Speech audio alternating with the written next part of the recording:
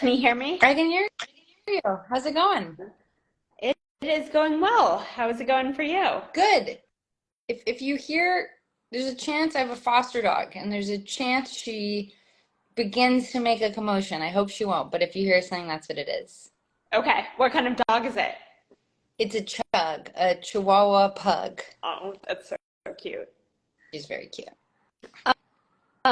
So I know we have a lot to pack in the next half hour, so I'll kind of jump into things if that's okay while Please, we let people filter please. in. And everyone probably knows who you are, but I'll just do a quick introduction. So this is Tara. We know that it's Tara, not Tara, from the book. Thank you. Schuster, who is the former vice president of talent and development at Comedy Central. And her first book was a huge hit, becoming a finalist for Goodreads' Best Nonfiction Book of 2020 and being selected by Cosmopolitan, Goop, Publishers Weekly, and many more as one of the best books of the year on mental health and self-care. And your second book, which was the book club book this month, is equally hilarious and real and simultaneously makes you think deeply about your life while laughing along with your jokes and wit and feeling like we as the reader truly know who you are. And I'll throw in, and I don't know if you officially have this on any bios, but another fun fact that I love about you is that you were on Watch What Happens Live on the night that Scandival started, which I think is a big claim to fame among your many other accolades. Yes, yes. First off, thank you to everyone who's here, and thank you for having me. I'm really excited to talk about the book and Scandival. I actually saw Lala Kent at dinner a few nights ago. There've Yeah. been lots of Vanderpump Rule sightings in Los Angeles. You got to get down to LA if you want to see some VPR You action. know, I'm originally from LA, so I feel like I really missed my opportunity by not living in LA during this whole Vanderpump Rules era. Um, the way the book club works, and I think I explained this to you when we initially touched base, this book club started because I'm a psychologist and about a year and a half ago wanted to create some kind of system to help people find more mental health care because therapy is expensive, waiting lists are really long. A lot of people don't know where to look or are understandably, intimidated about where to get started. And so I created this Instagram to make kind of a blanket offer for anyone across the US, and then it expanded to Canada and even the UK to give free help finding therapists. And a lot of people were reaching out and saying, I want support. I'm not ready for therapy. Are there books you can point me to? And so that was the start of this book club. And so the way it works is we have the option for meetings without the author. We have the option to join the Instagram Live or watch the replay or just read the books. And a bunch of people sent in questions. So Great. we got so many questions that I'm just going to kind of get them rolling. Awesome. What was your biggest takeaway from writing each of the books, and how do you feel like you changed your group differently or similarly from each Yeah. book? Well, one thing quickly is you were saying countries you reach. I see one of my number one readers, Aika, is here, and she's coming in from Manila. Wow. So I don't know what time it is there, but so thank you, Aika, for being here. So how I kind of think about it is that Lilies was the book I was put on earth to write. It was as outlandish. I would hate that if someone said that to me, like, what, you were put on earth to do this, like that. Like, but in my actual proposal, that's what I said to the publishers. I would have written that book for free. In fact, I did mostly, because it was Buy Yourself the Fucking Lilies is all every ritual I tried to just gain stability, like just to not live in misery. I tried all these things and I took notes. So I had saved myself not to write a book, but to save myself. And I had always wanted to be a writer. However, I had had stuff in the New Yorker. I went to Brown for playwriting. Like I was a shadow artist. I worked with real artists like Key and Peele and David Spade. I worked with really big comedians, but I was never the creator. And so everything kind of came together, and I just thought, I just went through hell. It was really hard. I wish I'd had a friend or somebody to hold my hand. Oh my God, I think I could be that friend to past me. And I can't be that unusual that, only I have experienced any of this. So I really felt extremely mission driven to be somebody's friend and to make one person feel less alone with Lilies. As corny as that sounds, it's absolutely what my goal was. And then I'd done all this work and I was like, yay, I'm on stable ground. Like, what could go wrong? I'm done. And of course, global pandemic, getting laid off from my job at Comedy Central, which was my personality. It was my Comedy Central was my married last name. And what I say about Glow is that it's the book that wrote me, because I really went into that time of my life thinking I've got to find my glow. I have to find my essence. When you strip away everything, when everything's taken away, I got to get right with that piece of me. And it was a multi-year journey to finding that stardust essence. But, so I had sold the book somewhere in the process. But if you're going to title your book Glow in the Fucking Dark, and like one of the pitches is like, get right with your soul, you better live up to that. And so I started making choices differently. Like I asked myself, is this the glow choice? Or is this the limiting, fear-based, I am small and timid choice? What really serves me the best? And I didn't always succeed for sure, but it was on my mind. What is the glow decision? And so that book, as I was going through the process and as I was writing, led me down a much glowier path. Yeah. And I think, and I'm sure you've heard this so many times, but both of your books did just that. I think anyone could read either or both of the books and feel like they are reading a journal entry that they wrote. And Funnier, hopefully like a yes, crafted. no one's going to write as funny of a journal entry as you're writing, but I say this truly. I have several now text threads with friends where I'm just we're sending back and forth pages of screenshots that we took of your book, and it's so strong and vulnerable and brave to share this, but to share it in a way that anyone, no matter how similar or different their background is to you, can relate it and apply it is really spectacular. And thank you for that gift. Thank you. I had a really good piece of advice from Glennon Doyle actually about how I write about things. Because I asked her, how do you know the difference between what's private and what you can write about? Like, does that, and she was basically like laughed in my face and was like, no, I only write about the universal, about the topics that feel like they have, she didn't use this word energy, but they have that energy of, there's just something about it where you're like, I think there's like more than just me. And that's how I think about when I'm selecting what stories I want to tell. Yeah. Some, when they just have a different texture. They feel like weirdly petty and little. Those I'm like, I want to write this revenge essay to like scorn my ex-best friend who dumped me in a horrific manner, Right. but that's too personal.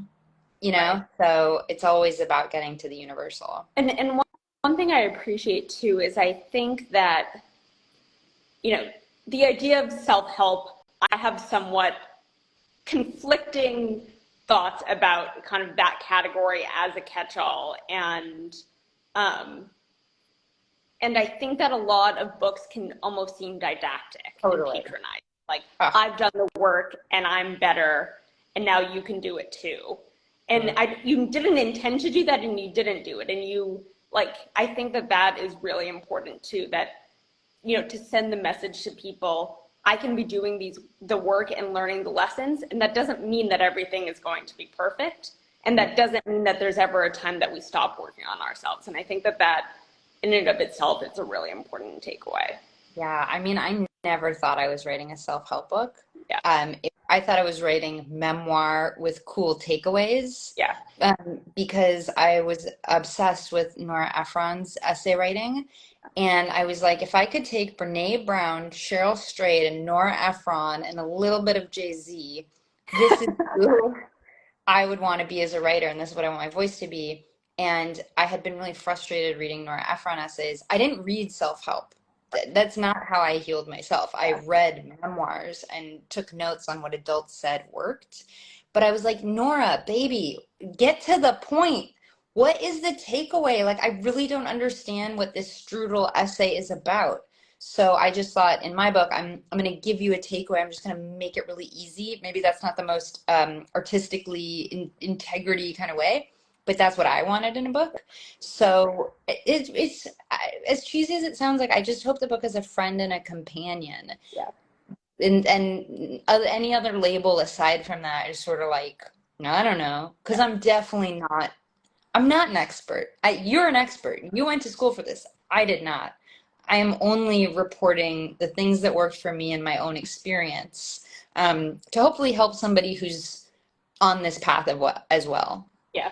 And I will say, as a big fan of Nora Ephron's essays and movies, that if she were around to read your books, that I know that she would laugh and say that you're a real artistry. Thank you. She's like the one where I'm like, I wish I had met her. Um, so kind of jumping into the questions, this first one is perhaps like a simple one, but I think an important one, that you talk so much about. You talk about your future self, but you also talk about, in some ways, without labeling it as your past self, your past self. And someone wrote in and said, in retrospect, what could you have known or embodied when you were 25 years old that would have helped you today? Which I'm sure there are many different answers that you could do, but what would one big thing that you wish you had known? Let's broaden it to 20. By someone in the chat said artistic but useful or something. Thank you. That's exactly what I wanted to do. Using it, I think it was artistic and effective. Really basically nothing. I think that if someone had given me my book, I do think I would have learned some things quicker or had more tools and tips. But when I wrote Lilies, self-care wasn't what it is now. Reparenting was not a phrase people were using all the time and on Instagram. There weren't resources and people weren't talking about it in this way. And I also felt like I shouldn't feel this bad because I have tons of privilege and I'm white and I went to private school, and doesn't everybody else have it worse than me? I was like looking at things through a hierarchy of pain where my pain didn't matter because someone else had it worse and I couldn't get out of that. Now I realize, which is a completely condescending way to think about people generally. But I don't think there's anything that could have helped me other than someone being like, here's a guide. Because the things that did help me at that time were the writing of Cheryl Strayed and Nora Ephron. So if it had been a little bit, because I had to go through that stuff the hard way in order to come away from it. So the only thing I would do to like 25-year-old me is give her a hug and just witness her. Yeah. Yeah. A different question, kind of a different category of question that someone wrote in about is you talk about the good enough plateau that I think a lot of us can relate to. And I think it's a really interesting take, because I think so much, like you hear so much about people talking about maximizing versus satisficing and the importance of satisficing and looking at it as a good thing.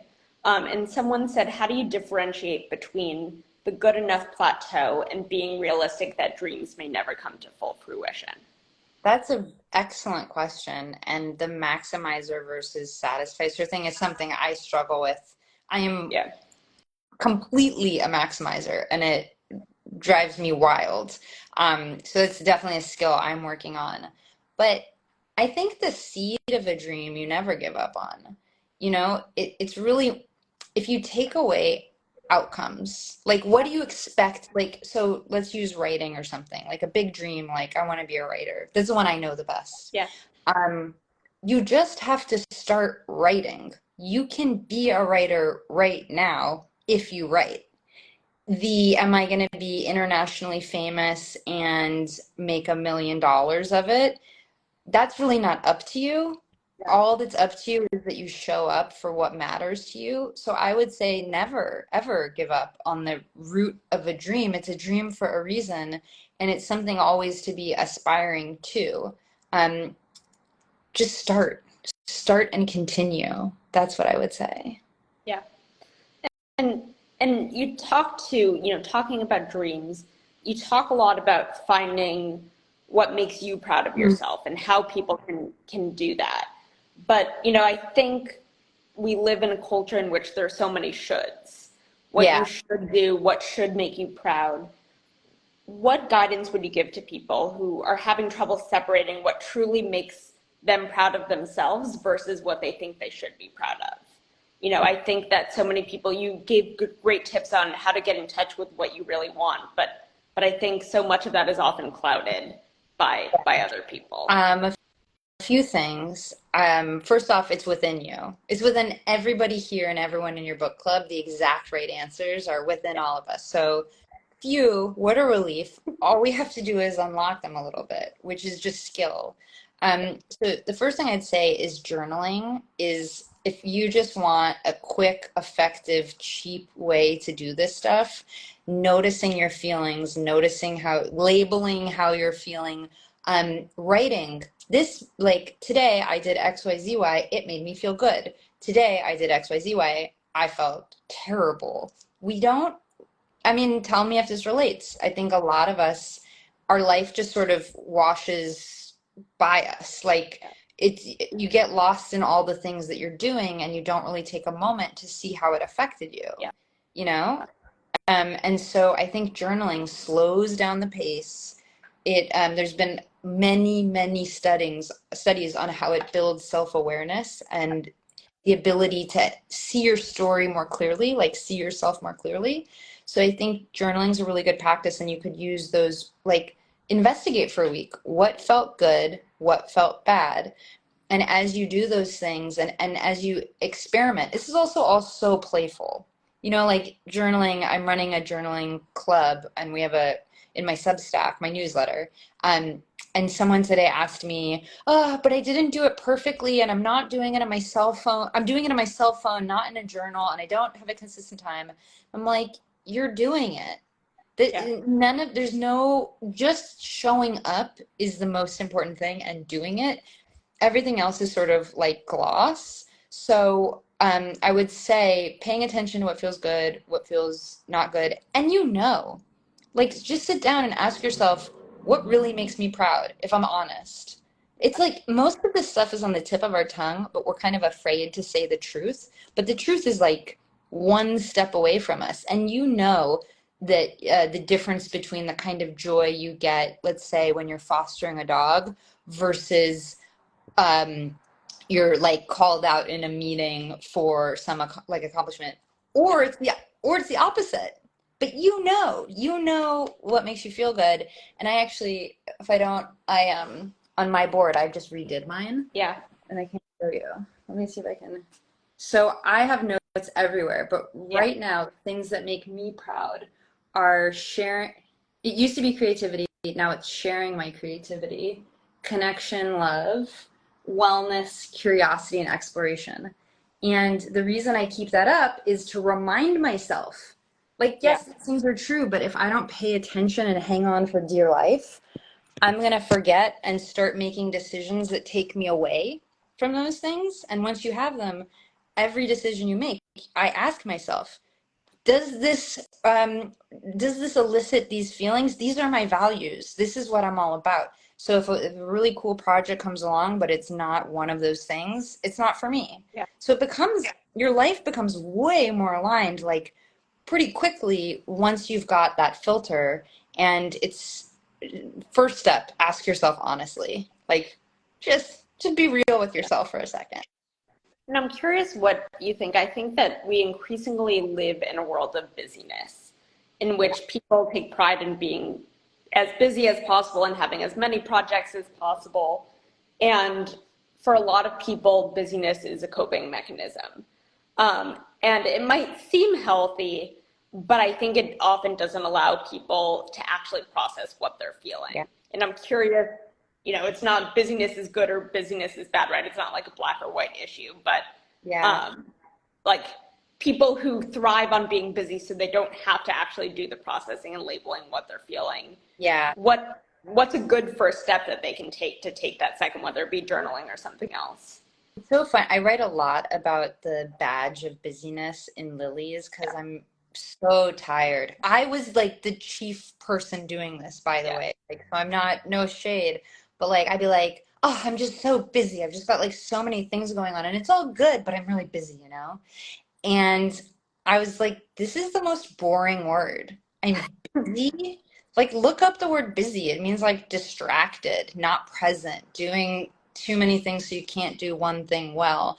So I just disabused myself of the um, importance I was giving to busy yeah, and really saw it like, oh, I must be busy for a reason. So I think I'm trying to think of like how I I had just reached a fever pitch where I had too much going on and at all times felt full body anxious, like under my skin. So the yeah, first thing is to ask yourself to be real. Am I too busy? What am I doing? Like listing, here are the things I'm doing. Asking yourself, are these things I want to be doing? Or are any of these things I hate doing? Taking out the things you hate. It's really simplifying and then asking yourself, I think in all things, approaching yourself with curiosity. Why is being busy so important to me? You know, these are the questions we can ask ourselves. yeah.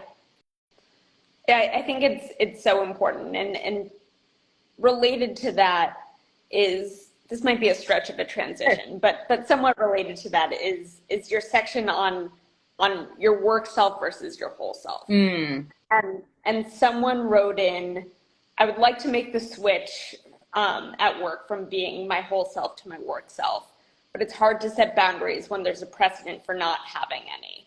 How do you suggest setting these boundaries when I've been my whole self with these same colleagues for several years? yeah.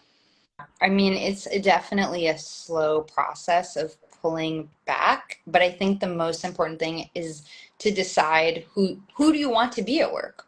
And I'd even come up with like a character persona. Not that you're going to do that, but just so you can like get some distance from yourself to Yeah, see. So for me, it was I want to be super professional. I want to be super reliable. I want to do things with excellence, but I don't want to stay at the office all the time. You know, I kind of like built who I wanted to be, and little by little, I just started acting differently. I went out less. I worked in entertainment, so you can imagine it's a lot of drinking, going to parties. I started doing those things less, and if I did do them, I didn't drink. Um, and I pulled back, and it actually started to affect my real personality because now I just listen a lot more. It was like an unintended consequence, but I'm like, I don't need to be the star of this conversation.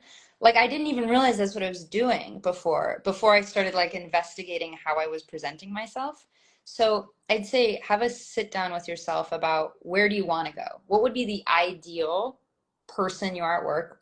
Why is that important to you? Always knowing like why this is important to you to motivate change. And then little by little, you know, nobody's going to know if you unfollow a coworker, right? It doesn't like alert them unfollow. Or if you feel uncomfortable, just mute, or, you know, there's settings where they cannot see you and they'll yeah, never know. So there's a lot of like little things you can do, and just even how you show up at work. You know, yeah, like what do you talk about? You know, if you're talking about sex, if you engage in a conversation about sex with somebody and you're like, I don't want to do that anymore, when that conversation comes up, deflect, move the conversation somewhere else. Get yourself, don't engage in the ways that you don't want to engage in. yeah. And I think that it's important because I think that and it's, I'm sure, different across industries and fields, but I think often a pressure to blend in with the work environment. And I think that, as you talked about, it can be kind of toxic to define yourself by your work and to be so preoccupied by what your colleagues think of you, besides just the quality of the work you're doing, right? That's the most important thing for them to think about. It's a job. Like, I'm not even that precious about writing anymore. I love to write. I would write for free when I'm writing like a book and there's money involved. It's my job, not my life. Yeah. It's something I like to do, but my sister is way more important. My friends are way more important. My physical health, way more important. And it takes a while and it takes a lot of Yeah. savings. Honestly, like it takes like I tried to build my own trust fund, like and I'm single and I don't have kids and I don't own my home. So this is a lot easier for me to do. But just so I wasn't beholden to anybody else anymore, you know? Yeah. Yeah. No, I think it's so important. And it's so easy to get wrapped up in it. And, I even am taking steps toward, setting boundaries of turning off my notification. I have my phone on do not disturb for personal notifications during the workday, and then recently turned off work notifications on my phone, in the evenings. And I think it's important because it's so easy for the two to blend together, and it can Yeah. be, dangerous feels a little extreme, but it It is. maybe isn't. Like this is your Yeah, life. It's ticking by. So every moment that not to make every moment so important, but like every moment that you're not making the change you want or not living the life you want is gone yeah, forever. So if I think take it seriously, turn off the notifications, the little stuff that you know you can do it and take yourself less seriously. Like yeah, whatever, we all screw up. It would be shocking if in this society, this like post-capitalism, greed nebula that we're living in, it would shock me if people just authentically were like, you know what's most important to me? My family. Am I a good member of this community? Like, those aren't the values of this culture anymore at all. So it's also like, don't beat yourself up if, for me, it's like lusting over Valentino pool slides. Like, oh, I need these, and then a month later being like, whoa, that yeah, that is totally culturally induced and funny. Like I can laugh at myself about that. yeah. Can I sneak in one more question from a reader? Please. So someone else, and I think that this probably can relate to a lot of people, wrote in saying, do you have tips in how to be accurate when getting in touch with future me? I find that I sometimes assume I will feel or think or act a certain way in the future, but when the time comes, I actually feel differently. Well, I guess the question is when in the future are we talking about? Because the future me I'm thinking about is even more of a spiritual being. Like for me, I like imagine it's Angelica Houston and she's wearing like all these white linens and she's on a cloud for some reason and she has all these beads and she lives the life I want emotionally. Like she has the emotional states I want. She's wise, she's at peace, she's contented, but it's not so much a 3 years from now. Yeah, It's like a much bigger, where are you headed? Like, where's your soul going? And of course, there are accomplishments and things that you want, but again, we can't really be attached to the outcomes. So, Angelica Houston, future me, while she's pumped that I sold 2 books, I think she'd be more excited that I'm doing exactly what's on that wall, which is I'm tapping into my creativity and sharing it with people. Like she's more interested in the what's behind it all as opposed to the individual outcomes. yeah. And I think that that's an important distinction. And you talk about too the process, right? It's not as much about the outcome as it is about the I process. mean, I can tell you, I've had these books have done very well. They did not make me happier. They gave me a lot more opportunities to be happy, but they in themselves did not. Being Emmy nominated and then unnominated made me miserable. I have met famous artists who are so messed up, and you think, oh, they're rich and they're talented and they travel the world. No, no, no, no. they're insecure and unhappy. So it's just like we all know this somewhere within us that the external is never going to fix the internal, and we all forget. So it's a constant reminding that let's have fun in the process. Let's dabble with journaling and dabble with asking ourselves questions and be a little silly. And like the process just is the thing. The Emmy is definitely not the thing, I can tell you with firsthand experience. And one thing too, and this isn't a question, but something I want to thank you about because I think it's something that's really important. And this is me putting my therapist hat on to say, is you talked about the simultaneous utility and danger of labeling oneself based on a diagnosis.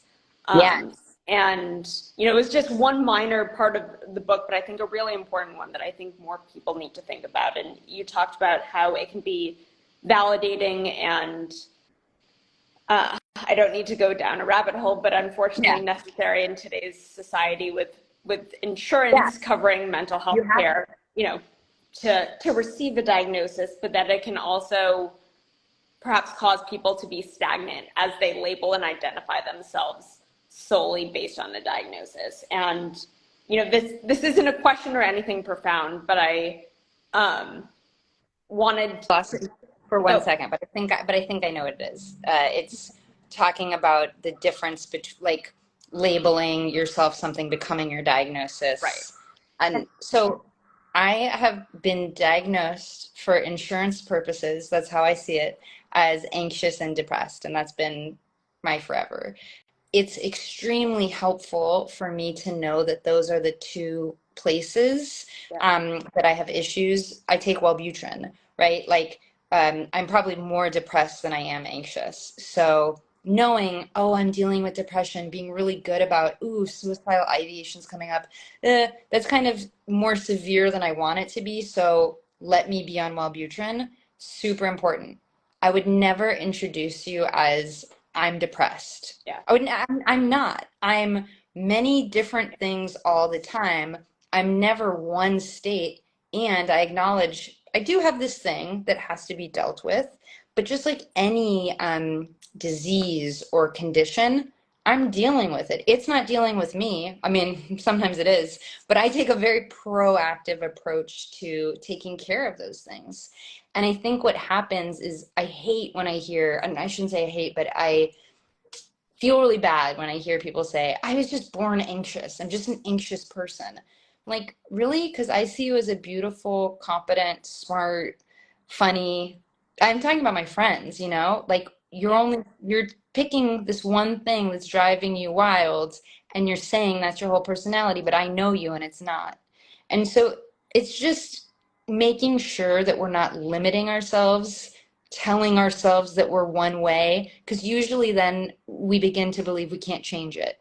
And for sure, I mean, you would know better than I, there's some cases that are really hard, and that person is probably going to be chemically anxious for a very long time. But there are a lot of people who it's like, the circumstances of their life are making them anxious. They didn't eat enough food today and it makes them anxious. Their job is so hard, like a lot of us, there's a lot we can do to help ourselves. But if we just give in to anxious, Yeah. we don't have an agency. So whatever it is, and again, I'm not saying that these are not useful. They're very useful. I myself on Wellbutrin because of my diagnosis, but we need more Yeah. flexibility and not to believe that we're that and that would be the most important part of us. Yeah. Like, think about your friends who are like, I'm just anxious. How many times have you heard that? Yeah. I'm sure in the book club people say that. I used to say, I'm so depressed. I was like, since I was a kid, I'm so depressed. That doesn't really give you much of a place to go. I think of, and if you what you need is support, a different way to phrase this is, man, I'm really dealing with anxiety right now. I need support in XYZ way, or I just needed to tell you that because I need someone to know that I'm feeling really anxious right now and I'm dealing with it. But I'm just anxious, blanket statement. I just don't think it's helping you. It could also just even be true. I don't think it's helpful. Right. No, and I think that you do a great job of exemplifying it, and I think it's important for people to hear that everyone is more than a diagnosis. That I often tell people that a diagnosis has a purpose, but that symptoms are treated. A diagnosis is not treated. To- I, And I, I was totally afraid that that chapter was going to get me canceled, actually, because it's kind of controversial to question the diagnosis, the label. So many people are so attached to it. So I had my friend, Dr. Ellen Vora, like go over it because she's like a legit doctor and yeah, like really make sure because I don't the other thing is I don't want to exclude anybody. I want right. to pull everybody into the tent and be like, oh, there's like a different way to think about this. Yeah, And I hope that people just question. Just question. You don't have yeah. to believe me. I think there's so much utility, and for anyone out there, I want to send the message. I often hear in my work people say, "I'm afraid of who I'll be without this diagnosis." If my anxiety goes away, if my depression goes away, I specialize in OCD. If my OCD goes away, and I hope people realize that they are more than just a disorder or a diagnosis, and that it's understandable that it's scary to let go of something that has been a part of your life, but you are more than that. Absolutely. Um, Absolutely. And that's really important also to have compassion for. I didn't want to do any of this stuff. I mean, quite clearly in the book, I'm always like, God damn, I don't want to do this. This is like going to be horrible. And who am I going to be on the other side of it? I totally get it. And sometimes the other side is about 55,000 times better. yeah, So you risk something. You don't realize it, but you risk something by not trying. yeah. No, it's such an important lesson. So Yeah. thank you so much. You are a gift to society. Your humor, your wisdom, your vulnerability is really quite special. And I would love to give you the opportunity. I ask everyone what you're currently reading, but then also give people an opportunity to learn about where they can consume more of your wisdom aside from your books. You mentioned the journaling club. I don't know if that's open Yeah. for people joining or Yeah, so I have a totally free newsletter that I've had for 3 years. Comes out on Fridays, and it's basically one self-care tip, one idea. I try to break it down. That's like what I'm trying to do. Big idea, break it down into something funny. And I really talk to people there way more so than my DMs, which are a nightmare. But the newsletter I'm on. So if you want to subscribe to that, it's taraschuster.substack.com or just Google Tara Schuster newsletter. And within that, there's something called the Glow Getters Journal Club. And that I give prompts to people once a week and guide them through creating a journaling practice. That's the first level, like stable, helpful journaling practice. And then some, if you want, diving deeper. But it's a beautiful community of like 300 people who are love to journal. So if you want to love to journal, you're journal curious, you hate journaling, so you need some support, it's a great place. It's in my newsletter. And I'm reading, I just posted this, but I just read Hello Beautiful by Ann Napolitano, who's a fellow writer at my same imprint. And I hated this book at certain points. Hated it. I was like, she can't do that. That's so unfair. Everyone's being so unfair to this character. And that's why I loved it so much because it challenged me and was a pure delight. And I'm not the only one recommending it. This was Oprah's 100th book pick. So like other people liked it too, you're so in give good it a shot. company. Yeah, but this is I'm trying to read more fiction. So if you want to read some fiction, and this my foster dog did. So oops. Well, thank you so much again for coming to speak and letting Glow be part of the book club. And Yeah. I And thank you to you for selecting it. And thank you to everybody who joined us or read it or in any way has touched it.